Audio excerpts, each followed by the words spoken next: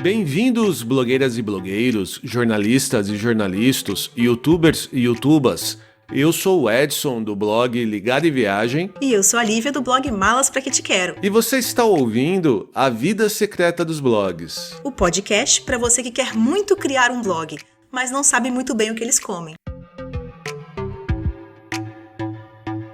Sejam todos bem-vindos de volta! Olá, pessoal! Olha nós aqui outra vez com um episódio inédito e completão para vocês. Nós iniciamos a temporada de 2021, ou 2020, parte 2, como diriam os mais pessimistas, há 2 semanas com um episódio de notícias.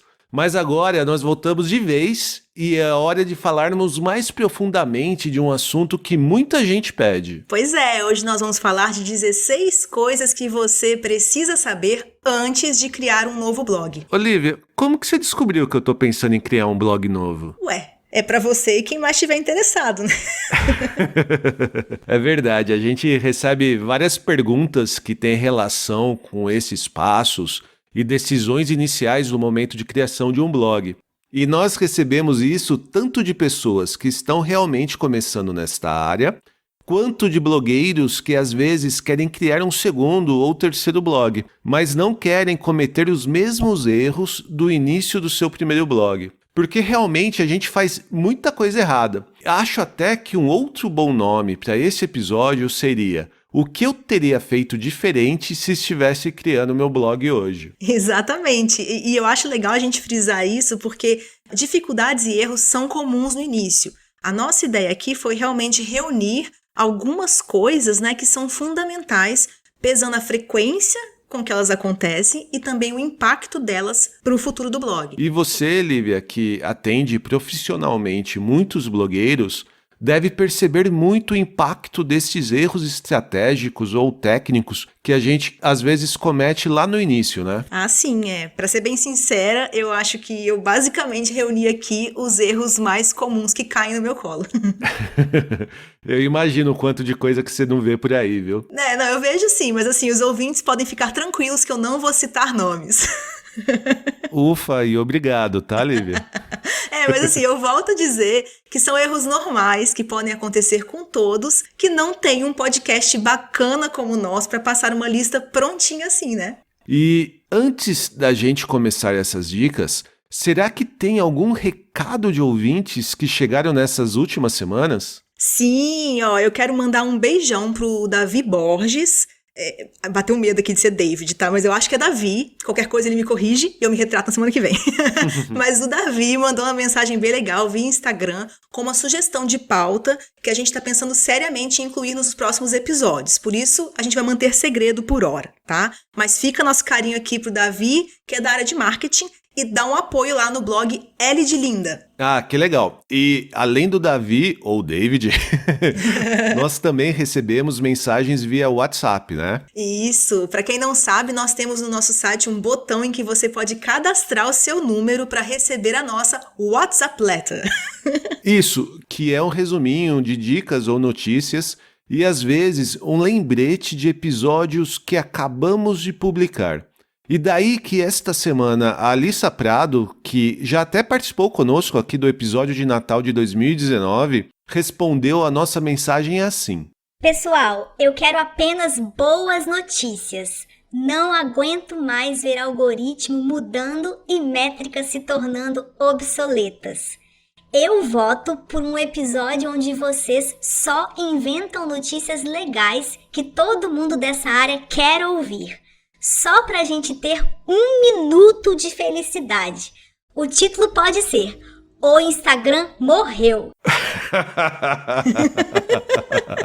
Adorei! Sabe o que eu pensei? Lembra quando que teve uma época aí muito grande desses sites de notícias baseadas naqueles jornais de manchetes sangrentas, né? Tipo, o Aqui e Agora, esse tipo de coisa.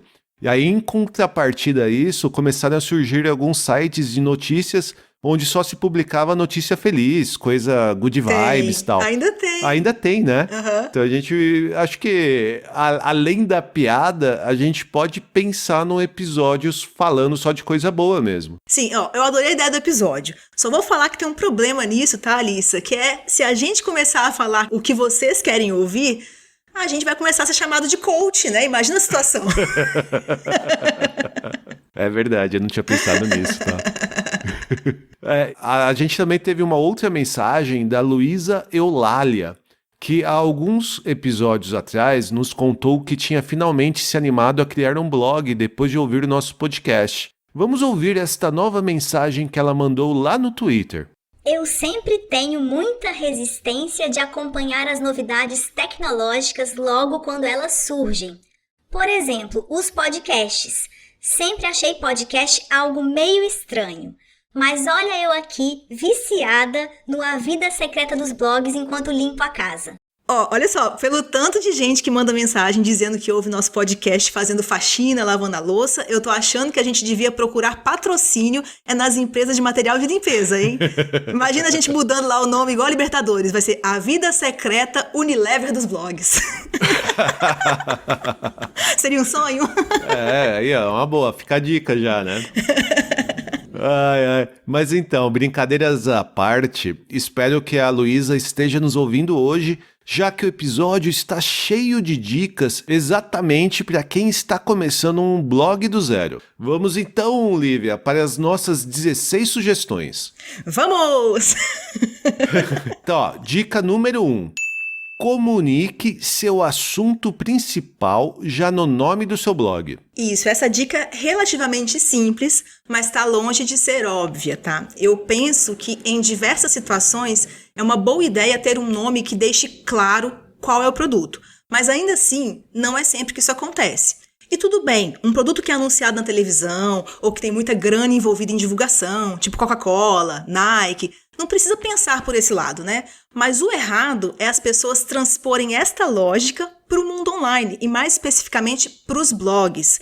Porque vamos já esclarecer algo para quem ainda não tem um blog, que você vai me ajudar, tá, Edson? Me diz o seguinte, de onde vem a esmagadora maioria dos visitantes do seu site? Qual a fonte desse tráfego? Do Google. Justamente. Não é pelo canal, né? Não é pelo canal do YouTube, não é por anúncio da TV, não é porque você é famoso e tem fãs. Os visitantes, no geral, vêm do Google e eles têm contato com o seu blog dessa forma, lendo o seu nome no topo do seu site ou na URL. Mesmo se eles vierem através das mídias sociais, o contato com a sua marca também será pela leitura do nome da sua arroba. Então, quanto mais direto ao assunto o nome for, melhor, tá? Fora que ter uma palavrinha ali do seu nicho bem no seu nome também te ajuda um pouco em SEO. Esse não é mais um sinal tão forte, né, de SEO como já foi no passado, mas ainda tem um peso interessante, especialmente se for um tema bem nichado. Quando você diz assim que é pra gente também já começar a se preocupar com SEO no próprio nome do nosso blog, é porque muitas vezes a palavra-chave que a gente vai pesquisar tem o nome do nicho que a gente está inserido, né? Então assim, pensando, às vezes um nicho muito amplo, tipo viagem ou beleza, né? Isso faça pouca diferença, mas se a pessoa fala de uma cidade específica, ou fala de um tipo de produto, ou tipo de público-alvo específico, ela já coloca esse peso, essa força no nome, que dá a diferença na hora de ser achada, assim, no Google, e também em termos de autoridade para esse nicho. Eu acho que a gente vai falar um pouquinho mais disso daqui a pouco, quando a gente fala de especificidade do nicho também. Tá bom.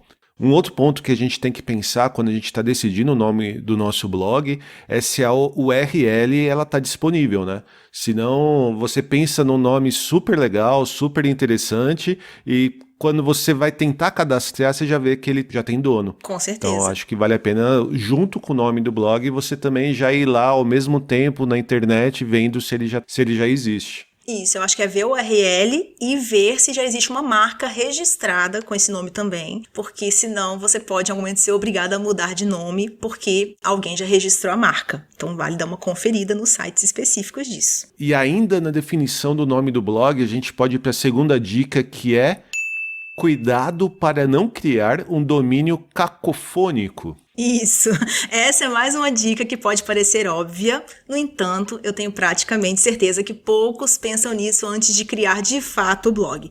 E por isso mesmo, vira e mexe eu tropeço com sites com nomes cacofônicos ou complicados de entender. E tem um pouco de relação com a dica anterior.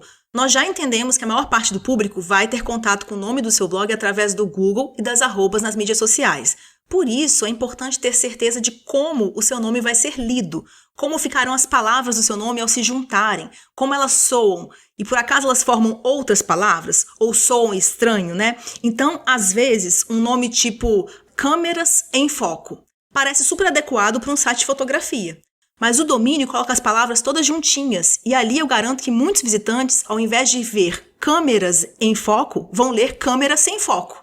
Então, veja bem, câmeras em foco separado fica aparecendo câmera sem foco quando está na URL, tá?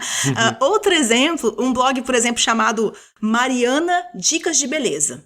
Você vai olhar @ e parece o quê? Maria na Dicas de Beleza. Na dica de beleza, amiga, né? E foi uma coincidência até, tá? Mas pensando aí nos 2 exemplos que eu citei, o nome que o domínio acaba sugerindo, ele é oposto ao que o dono do blog, na verdade, queria passar, né? Então, claro que eu não estou afirmando que todo usuário vai ler o seu domínio dessa forma, ou que isso é um sinal de prejuízo, assim, garantido, nada disso. É mais um aviso sobre uma coisa até boba, fácil de evitar, mas que, se não for olhada no início, pode ser bem trabalhosa de alterar mais à frente. Então, para criar o nome do blog, lembra de ver como fica tudo escrito junto, também ler esse nome várias vezes em voz alta, para ver se ele soa bem, se é fácil de falar num vídeo, num podcast, coisas desse tipo. E eu acrescento aqui um adendo sobre os nomes em inglês. Mesmo que eles não sejam cacofônicos, eles costumam ser mais difíceis do público lembrar e também pronunciar. Acho que se alguém está com essa vontade de colocar um nome no blog em outro idioma, vale pensar bem o que isso trará de benefício versus o que pode trazer de complicação. É tão comum, tá, a gente fazer migração de domínios de pessoas que desistem do blog com um nome em inglês para colocar um nome mais simples. Então eu não podia deixar de comentar essa questão que costuma ser um arrependimento, assim, clássico de blogueiro. Mas aqui também cabe uma contradica, né? Porque pode ser que uma brincadeira cacofônica seja o diferencial do seu blog, né? Porque existia no passado, por exemplo, um blog de humor que era muito famoso e muito acessado, que era o Cocada Boa, que você também pode ler como Coca da Boa. Pois então, assim, você tem que tomar muito cuidado realmente com isso, mas ao mesmo tempo você pode encontrar aí uma brincadeira, algo que pode diferenciar o nome do seu blog dentre outros do mesmo nicho, né? Do nicho que você tá. Não, com certeza. Sendo algo pensado, tem que ir mesmo. Assim como eu falei a coisa do outro idioma, tem blogs de cultura italiana que tem nome em italiano. E tudo bem, o italiano é parecido com o português, é só um L a mais, alguma coisa assim. Vai fundo, se é algo que as pessoas realmente entendem, conhecem, uma palavra só, tem muitas maneiras de fazer. O que eu realmente acho que acontece é a coisa que não é pensada. Então aqui nossas dicas, nossos medos, as pessoas não pensarem e só pensar nisso daqui a um ano, quando os usuários começarem a comentar isso e tal. Então pensa logo. Mas sendo bem pensado e estratégico, vai firme no que você decidiu. E na dica número 3, a gente vai falar um pouco relacionado a tudo que a gente já falou nessas 2 primeiras dicas, que é escolha um nicho e defina muito bem o seu público-alvo. Isso, a parte de escolher um nicho já é uma dica clássica de marketing, né? Aquela ideia de escolher bem o seu produto, focar num público, pensar em algo que só você oferece e tal. Mas eu percebo que as pessoas não sabem que isso também é um mantra do SEO. Você produzindo um conteúdo mais direcionado, ou mesmo tendo um nome mais nichado, como eu falei há pouco, aumenta muito sua chance de resultado e de ter autoridade em um campo específico. E aí, para esclarecer para quem pode ser novo no assunto, né, o que seria o nicho? Tem a ver com ser mais específico. Seria, ao invés de escolher falar de viagens, você falar de viagens pela Ásia, e até para pessoas específicas, se você quiser, né? Outro exemplo aqui também, ao invés de falar simplesmente de beleza, você pode escolher começar focando em cuidados para cabelos cacheados. E por aí vai. E só para não deixar de comentar a questão do público-alvo também, eu vou falar uma frase que eu falo para todos os meus clientes. Você não é o seu público. E o que eu quero dizer com isso? Você pode usar os seus gostos e seu bom senso para definir o seu tema, para escolher o tom do seu blog e tudo mais. Mas nunca cometa o erro de achar que tudo que você gosta ou não gosta será também a opinião do público. Então é muito comum blogueiros navegar aí anos na área fazendo coisas que acreditam ser certas com base em gostos pessoais. É importante você ouvir o seu público, pesquisar sobre ele e especialmente acompanhar o comportamento dele dentro do seu site. Algo que será possível fazer com ferramentas como o Analytics, que a gente vai citar mais algumas vezes hoje certamente. Então nada de trocar logomarca, mudar cor do blog, fazer texto curto, longo, médio, só porque deu na telha. Você tem ferramentas para analisar se as pessoas estão gostando ou interagindo com estes elementos. Então, use as ferramentas. E já falando de ferramenta e técnicas, a gente vai para a próxima dica, que é: estude ao menos o básico do SEO. Pois é, com licença, o senhor teria um minutinho para ouvir a palavra do SEO? Mais um episódio. Tchan, tchan, SEO. Como se eu tivesse escolha em não ouvir sobre SEO como blogueira, né? Pois é, aqui na sua casa não, é nossa. Então, mas vamos lá. Eu não sei se é possível alguém estar ouvindo a gente e nunca ter ouvido falar de SEO. Então, não vou me alongar muito no que é isso, né? Quem, porventura, nunca tivesse aprofundado, a gente pode deixar aqui a indicação de ouvir nossos episódios de número 3 e 7, onde a gente explica o básico de SEO e também o funcionamento dos algoritmos. Mas eu posso acrescentar que um dos depoimentos que eu mais ouço de blogueiros mais experientes é: abre aspas, eu queria saber lá no início o que eu sei de SEO hoje, fecha aspas. É muito comum. Porque assim, você já começa o blog, né, fazendo as coisas direitinho. Evita fazer coisas que não tem necessidade, poupa o retrabalho de mais pra frente ter que otimizar conteúdo antigo e tudo mais. Então, não entre pra estatística. Não seja mais um blogueiro arrependido. Estude SEO logo, começando pelos nossos episódios 3 e 7, como eu comentei. E a próxima dica é até um pouco polêmica, hein, Lívia?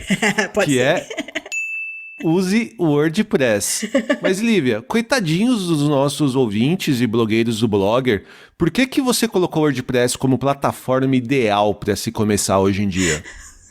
Então, eu espero só que não tenha uma chuva de comentários de ninguém do Blogger, mas eu não acho que a galera do Blogger vai ficar triste, não. Porque muitos deles, eles pensam frequentemente em migrar para o WordPress, é uma demanda que eu recebo muito. Então, eu não vou generalizar e dizer que são todos, mas é bem comum essa demanda sim. Eles têm essa vontade, muitas vezes, de ir para o WordPress, justamente porque eles sentem falta das possibilidades de customização que o WordPress oferece. Então, explicando aí para quem pode nunca ter feito um blog, quando a gente escolhe colocar nosso conteúdo online, existem algumas plataformas que nos possibilitam fazer isso sem necessariamente saber programar um site do zero.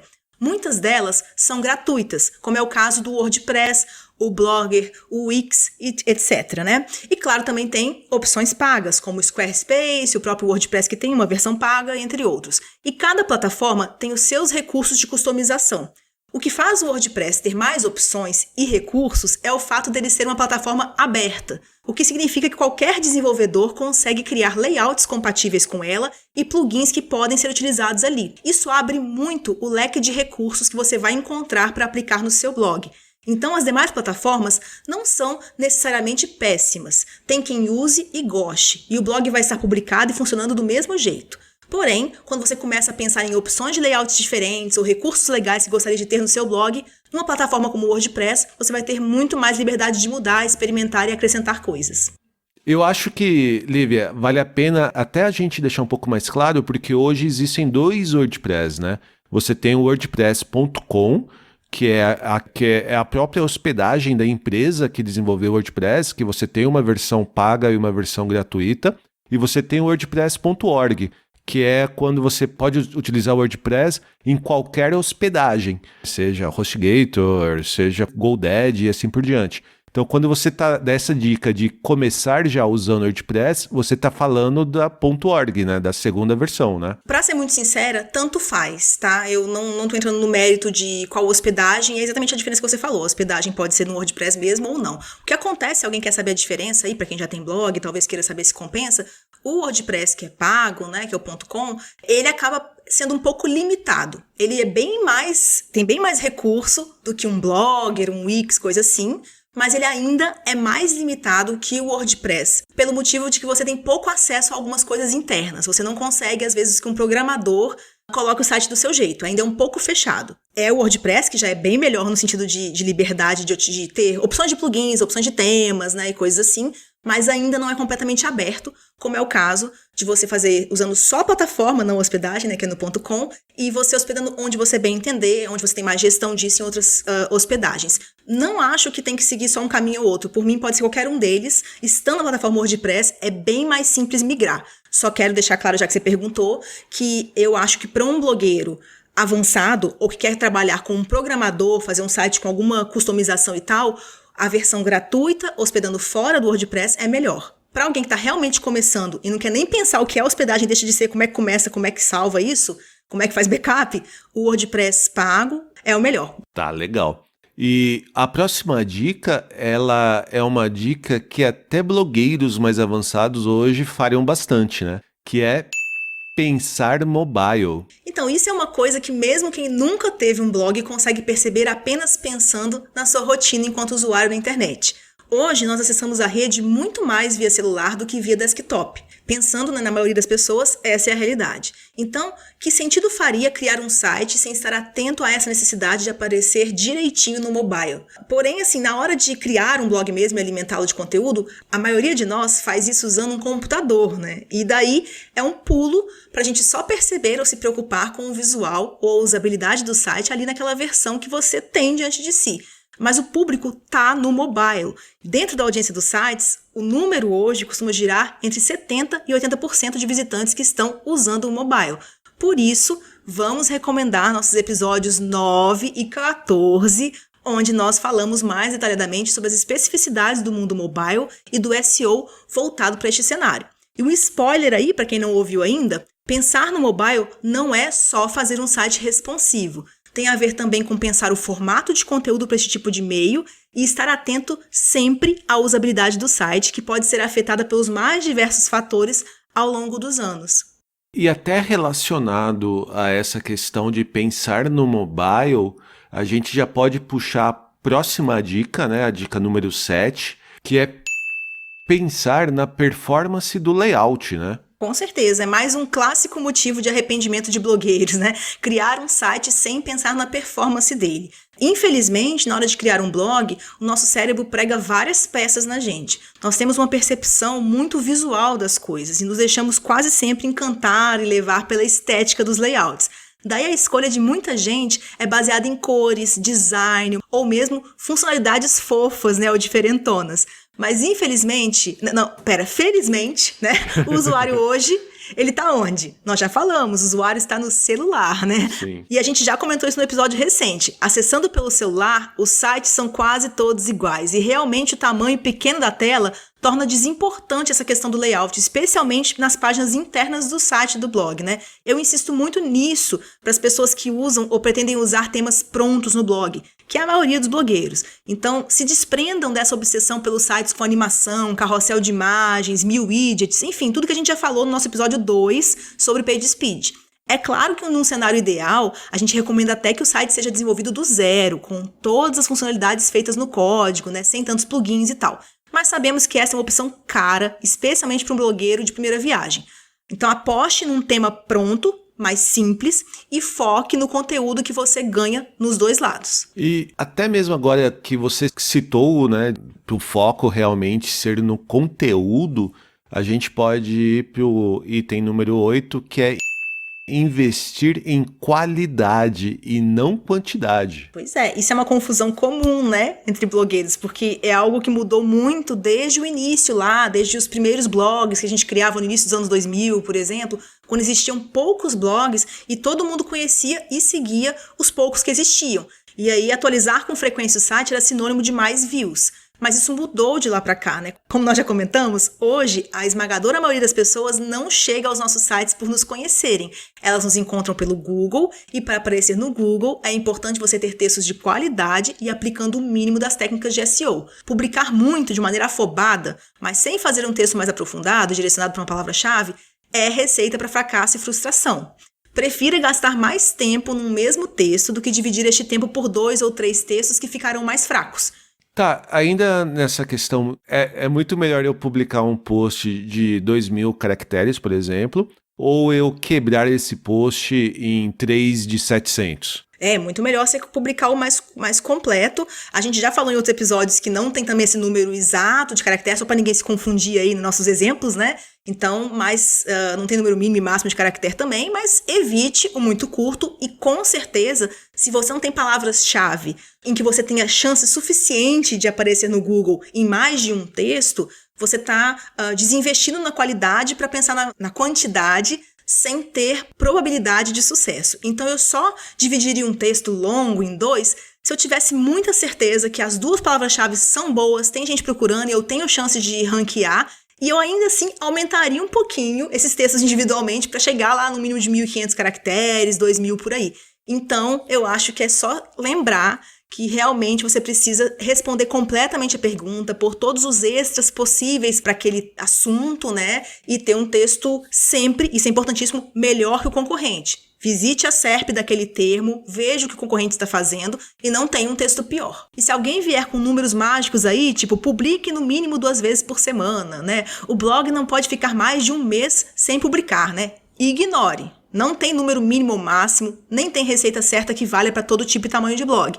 Eu tenho blogs meus e de clientes em que a gente publica 3 textos num mês, 0 texto no outro, 1 no próximo, 5 no mês seguinte e tá tudo certo. O que importa é a qualidade, objetivo e timing, que eu vou comentar melhor na próxima dica.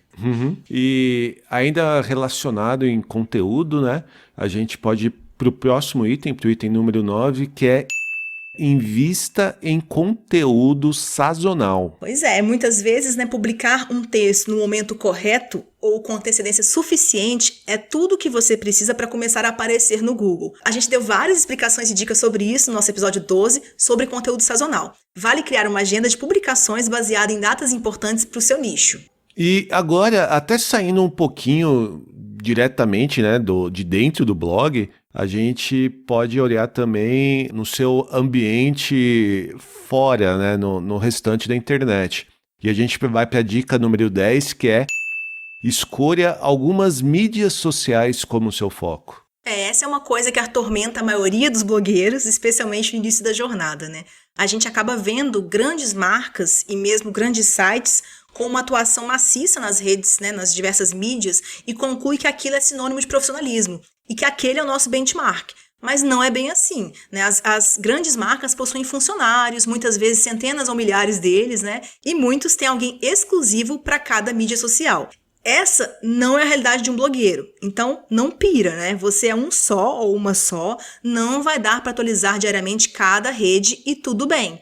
Eleja 1 ou 2 mídias sociais que serão o seu foco, seja por sua familiaridade com o uso, seja pelo número de seguidores ou alcance que já possui nelas, e foca lá. As demais, você cria sua arroba para garantir o seu nome, faz uma bio lá citando o seu site, coloca uns poucos posts para não ficar em branco e tá ótimo. Posta se quiser e quando der, né? Se você quer ser blogueiro, as mídias sociais podem te ajudar com um pouco de visibilidade, mas não te trarão os acessos que o Google traz. Então não caia na pilha de que tem que estar presente em todos os lugares. Mas eu sei que tem gente nos ouvindo que quer criar um blog, mas também quer ser um influenciador. Essa pessoa vai ficar pensando que então ela sim precisa investir nas mídias sociais. Mas daí eu convido vocês a olharem com mais cuidado para os cases de sucesso que temos aí e contextualizando este sucesso. É raríssimo, na verdade eu acho que eu nunca soube de um caso de blogueiro ou influenciador que despontou em várias mídias ao mesmo tempo. O caminho mais comum e talvez o único possível é despontar em um meio e depois, já com trabalhos entrando, alguma renda, começar a contratar pessoas para ajudar nas tarefas, e nessa hora é que o influencer leva o seu trabalho para as demais mídias. E acho que até relacionado nesse ponto, a gente pode voltar lá para a primeira e segunda dica, quando a gente estava pensando no nome, né?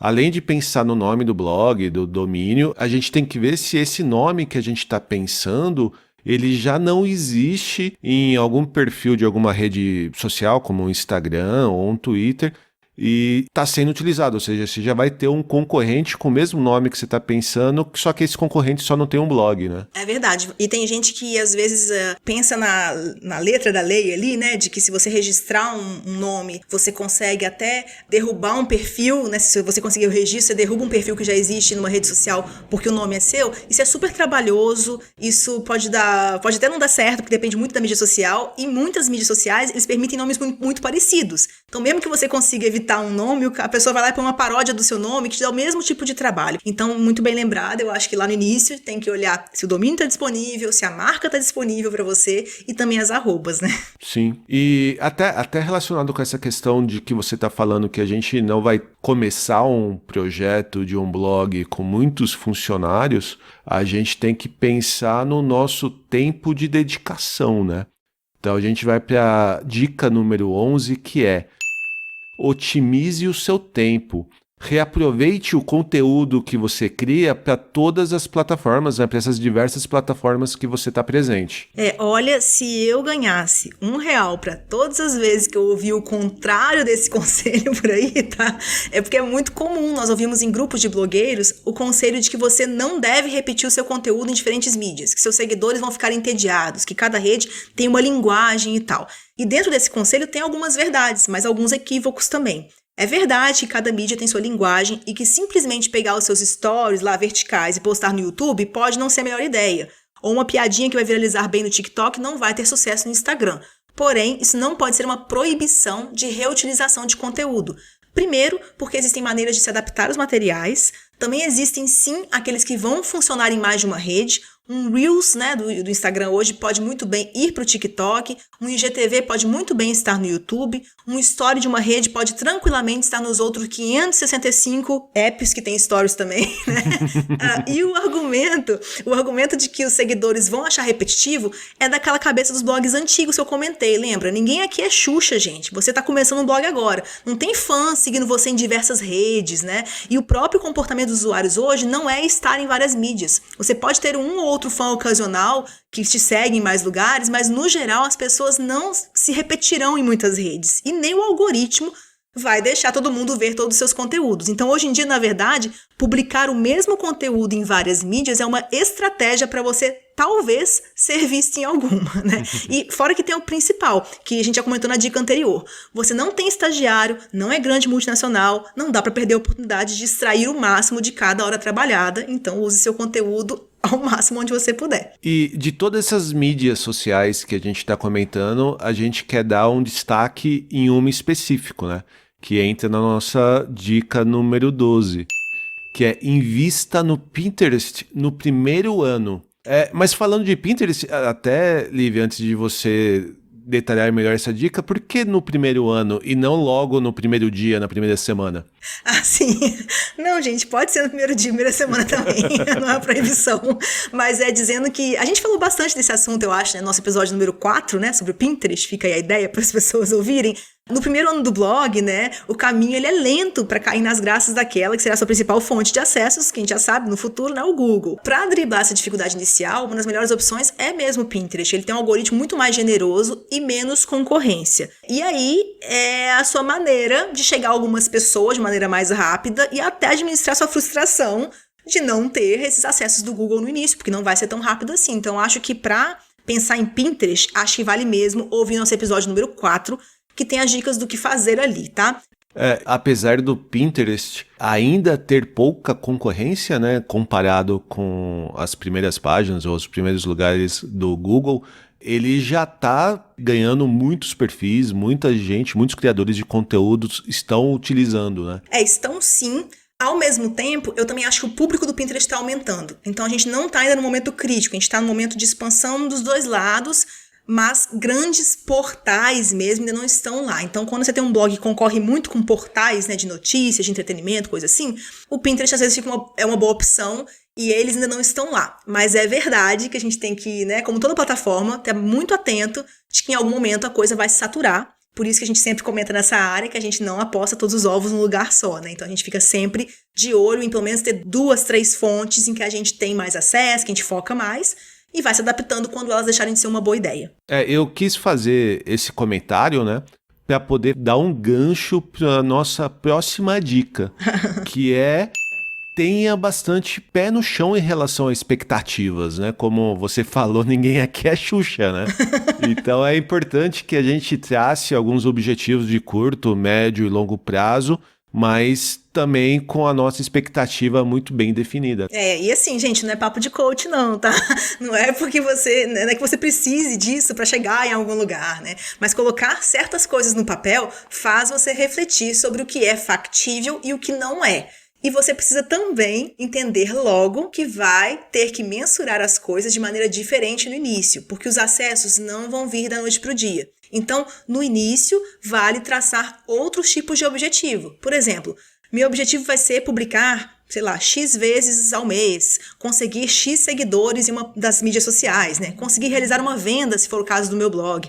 e por aí vai. Lembrando que valem também objetivos subjetivos, né? Se para você escrever te faz feliz, tenha como objetivo inicial ser mais feliz e realizado, né? E não me entendam errado, eu sou a pessoa do SEO, a gente quer resultados de curto prazo e com a experiência você até aprende a como fazê-lo. Porém, eu não acho que um blogueiro de primeira viagem deve ter essa noia. Para ser bem sincera, muitos chegam até mim assim, buscando consultoria, e eu posso afirmar, não é o blogueiro mais pilhado e preocupado com resultados que necessariamente os atinge, e nem o contrário. Tem gente que não foca nisso de início, mas consegue produzir um conteúdo legal e o resultado vem.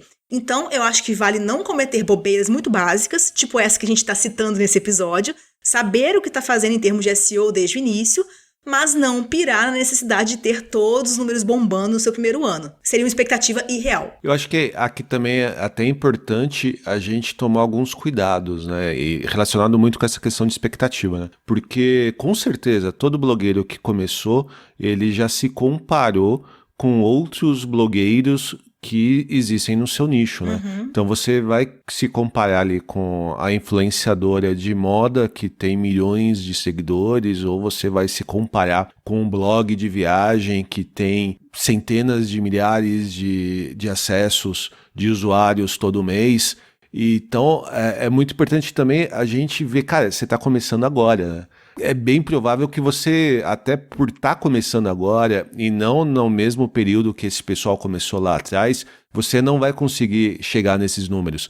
Mas você pode chegar num nível que já vai te deixar satisfeito, vai te dar até um retorno financeiro, né? E isso, focar no seu objetivo financeiro, como você falou, e lembrar que a gente está num mundo hoje, especialmente o mundo online, em que tem muita coisa fake, né? Então não ache que é só seguidores que as pessoas compram. As pessoas também inflam os números de acesso, as pessoas usam pequenas táticas para mudar alguns números de resultados de blog também. Então não confie em uma pessoa só que você ouviu falar alguma coisa, ou no Media Kit só de um site grande, de um blog maior e tal. Primeiro, eu acho que realmente não precisa pirar, mas se tiver pirando, procure uma consultoria, alguém que saiba de mercado e possa te dar uma visão e te ajudar talvez a traçar essa expectativa deveria ser de velocidade de crescimento, né? Você tem que olhar a sua curva, como é que está o crescimento do blog e a sua curva em relação a você mesmo no passado, atualmente, no futuro, né?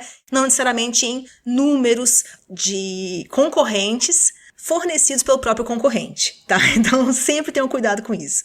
E assim, já meio que adiantando uma dica que a gente vai dar lá mais pra frente, mas assim como você recebe e-mails de spam no seu e-mail pessoal, na sua conta pessoal, assim que você criar uma conta para o seu blog, você também vai receber muitos e-mails de spam oferecendo seguidores, oferecendo melhoria de ranking no Google, oferecendo até, como você disse, aumentar o seu número de acesso mensal ou cliques nos seus ads e assim por diante. Então toma muito cuidado também para não cair nesse tipo de pegadinha. Com certeza. Vale eu procurar realmente um profissional que saiba o que pode fazer e também o que você deve evitar. E como a gente está falando bastante aqui, que a gente provavelmente não vai começar com muitos funcionários e a gente não é uma Xuxa, a gente pode ir já para o próximo item, que é a nossa dica número 14, que é: crie uma rotina de atividades de acordo com o seu tempo disponível. Pois é, eu acho importante ter esse planejamento, né, para organizar com bastante pé no chão o tempo que se tem disponível e já fazer aí as escolhas do que vai dar para focar e aquilo que não vai dar. Também é importante colocar na lista, né, as questões técnicas que nós já ensinamos no nosso episódio 17, em que falamos sobre calendário SEO. Lembre-se de que você precisa de tempo para criar conteúdo, formatá-lo, publicá-lo e divulgá-lo, manter uma rotina de otimização SEO do site, né, responder comentários no blog, nas mídias sociais, etc. Vale colocar tudo no papel e se organizar de maneira realista. Eu acho que aqui também vale uma dica de que você tem que pensar na sua rotina de atividades não só de acordo com o seu tempo disponível, né? Também você pode pensar com o que você pode ter de poder financeiro, de dinheiro disponível para investir no seu blog. Às vezes você pode economizar horas de trabalho contratando uma consultoria técnica, você pode contratar uma ferramenta de agendamento, como o Tailwind do Pinterest. Então pode ser que você encontre aí um meio de investimento financeiro com uma economia de tempo de dedicação, né? É certíssimo, é isso mesmo. É realmente ser mais estratégico, mais racional nessas decisões e olhar desde o início e reavaliar de tempos em tempos, né? Faz a cada 3 meses uma reavaliação do que deu certo até aqui, do que você pode fazer para frente.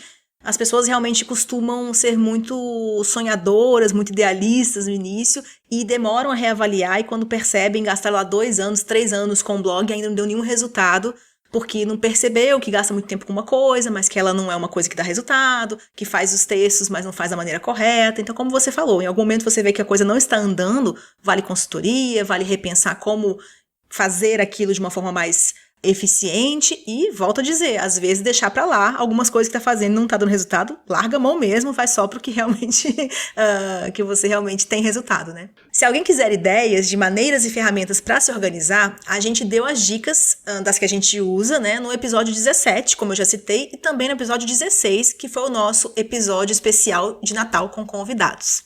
Mas, Lívia, tem algumas ferramentas que mesmo alguém que está criando o blog pela primeira vez ou está acabando de criar um blog tem que saber, né? E isso vai para o nosso 15º item, nossa dica número 15. Aprenda a usar ao menos o básico das ferramentas Google. Eu acho que, novamente, nesse caso, não preciso me estender aqui, afinal, o nosso podcast entra semana e sai semana, ele fala basicamente disso o tempo todo, né? As ferramentas Google são os nossos maiores aliados nesse momento. Então, como a gente já comentou anteriormente, é preciso mensurar e analisar o tempo todo resultados e possibilidades. Então, o PageSpeed Insights, ele te auxilia na mensuração da performance do site. O Search Console te ajuda a entender como os usuários estão encontrando você via Google, né? Ferramentas como o Analytics e o Tag Manager te possibilitam saber como eles se comportam, né? Os usuários se comportam diante do seu conteúdo dentro do site. O AdSense te ajuda a monetizar o blog. Então, assim, eu reforço a dica para vocês ouvirem nosso episódio número 11, que apresenta o básico das ferramentas Google, né? E o episódio 19, que dá mais detalhes da nova versão do Google Analytics. Então, saber o que está funcionando no Google, por mais que às vezes no meio do caminho você comece a dar mais atenção ao YouTube ou ao Instagram ou alguma outra mídia social que você acha interessante, esse aprendizado você consegue levar para esses outros meios, né? Com certeza, e especialmente de Analytics, né? Toda ferramenta hoje em dia tem o seu próprio Analytics, então é bom você se familiarizar com os termos, saber como fazer uma análise, saber como é que tem que comparar, né, e tal, e o Analytics do Google é bem completo, e além disso é fácil encontrar na internet alguns cursos, né, que o próprio Google dá sobre isso, então é uma maneira de você entrar nisso e vai ser útil para a vida toda. E falando de aprendizado e de cursos, a gente pode ir para o nosso último item. Cuidado com os cursos pega-trouxas. Então, vamos lembrar que muita coisa, né, é possível estudar de graça aí, né, e dessa maneira você consegue identificar onde e em quem vale a pena investir. Então, nós fizemos um episódio inteirinho sobre isso. Para quem não ouviu, é um desse episódio bônus, é um episódio sem número, que tá ali entre o 9 e o 10, né?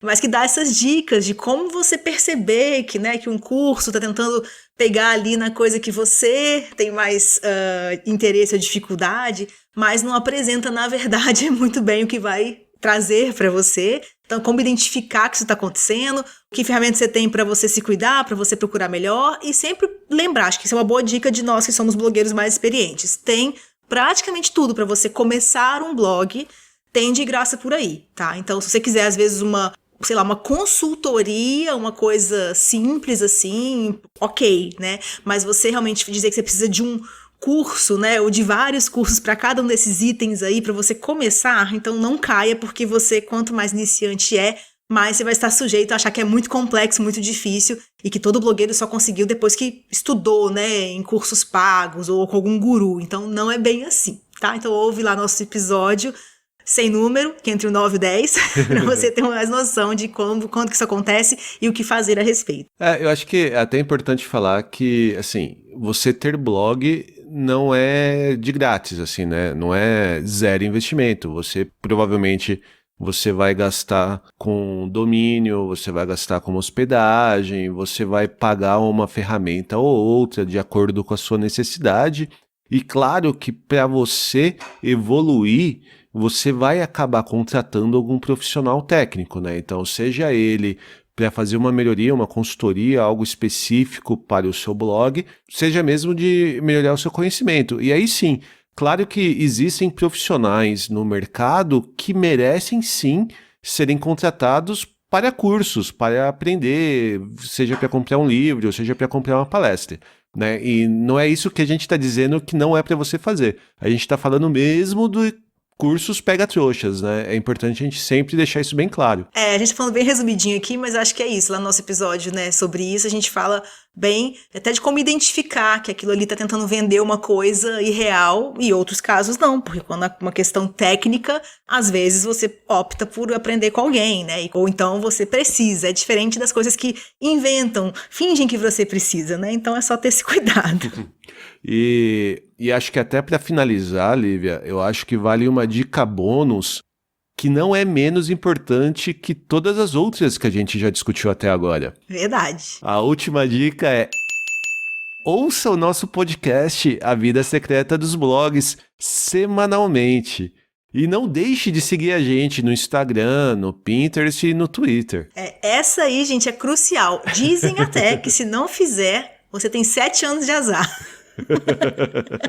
E então essas foram as nossas 16, mais um bônus de dicas para você criar o seu blog, mas ainda não acabou, né? Não, tá na hora do nosso quadro Verdade ou Mito SEO. Muito bem! Hora de saber qual a questão de SEO de hoje, Lívia. Então, vamos lá, gente. Atenção! A frase é: conteúdo duplicado não pode. O Google penaliza. Tempo!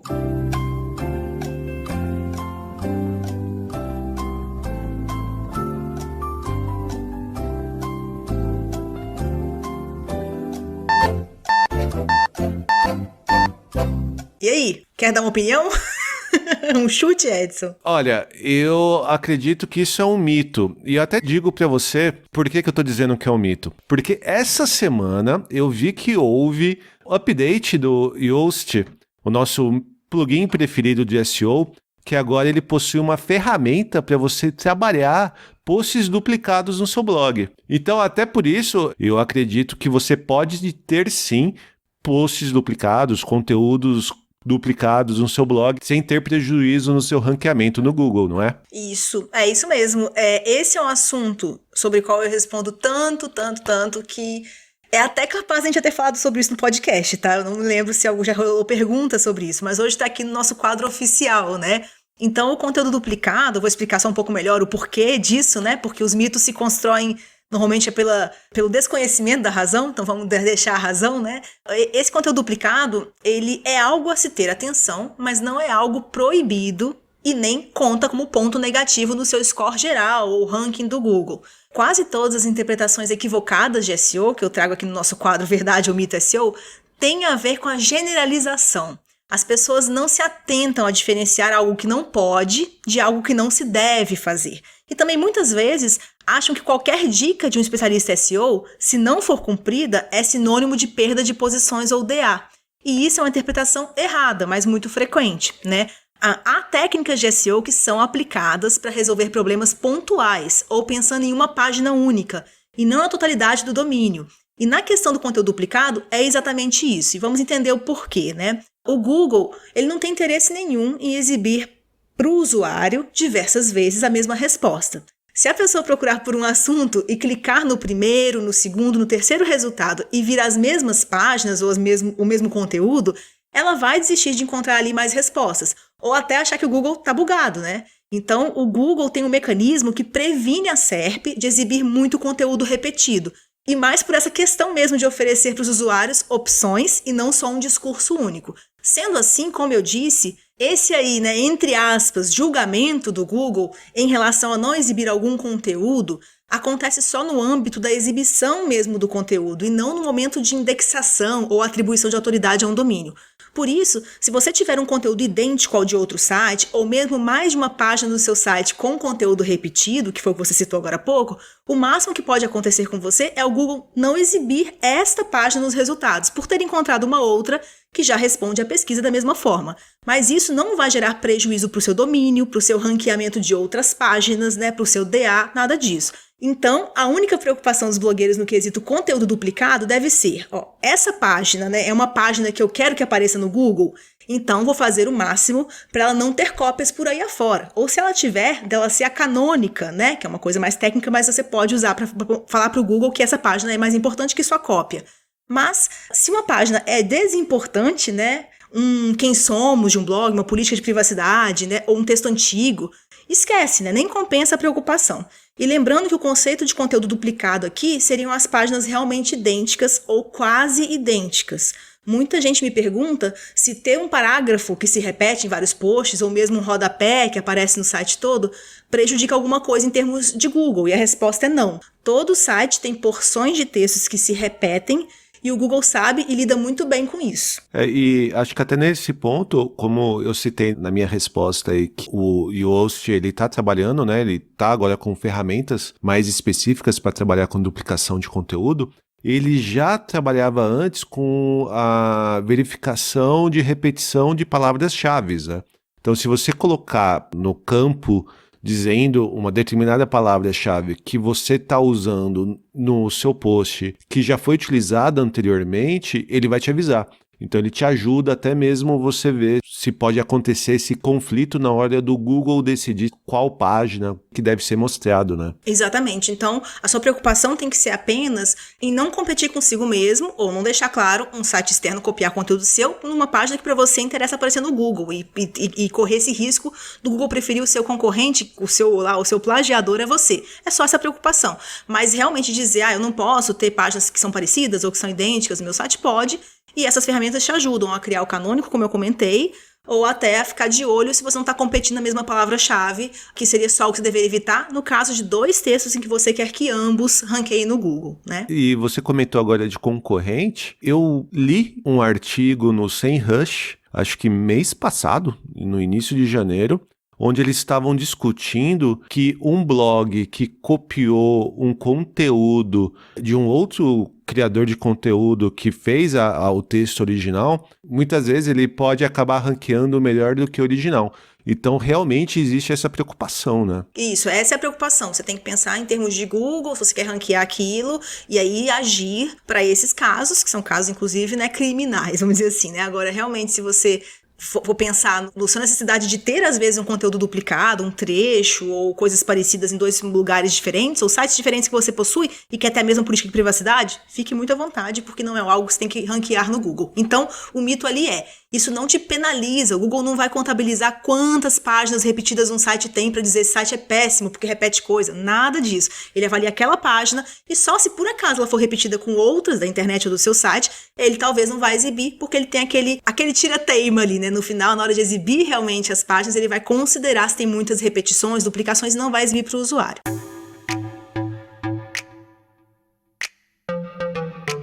Nós chegamos ao fim de mais um episódio do podcast A Vida Secreta dos Blogs. Como sempre, nós vamos deixar na página deste episódio, no nosso site, alguns links úteis que foram citados ou podem te ajudar a aplicar as dicas que demos nesta conversa de hoje.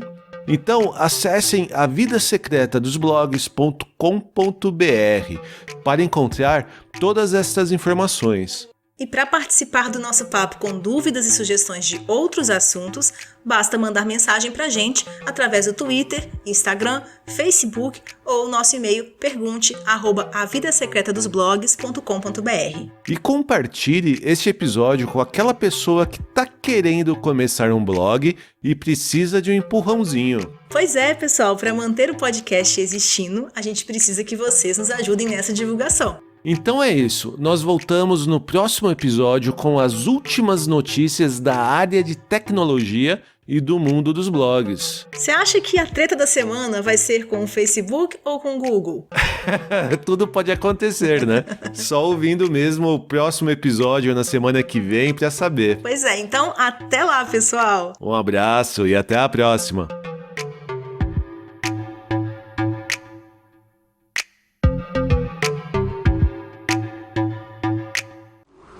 Free your mind.